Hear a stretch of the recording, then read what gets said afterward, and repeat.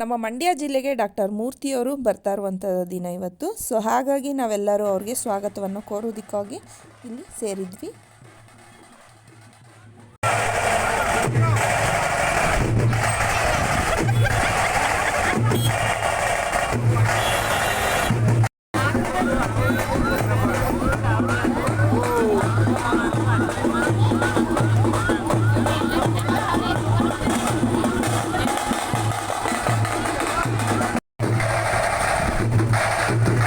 ಜಾಗ ಉಳಿಸ್ಕೊಡಿ ಅಂತಾನೆ.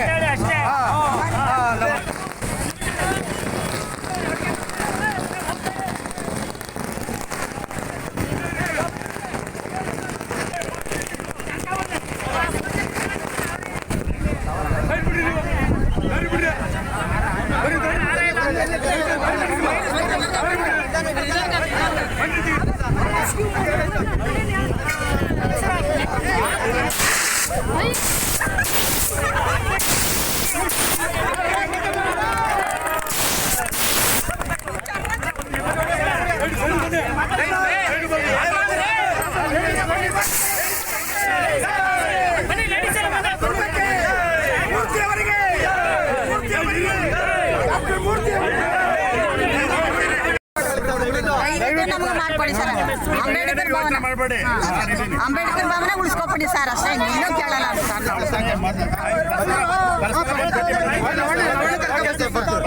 ಭೇಟಿ ಮಾಡಿದ್ದೇನೆ.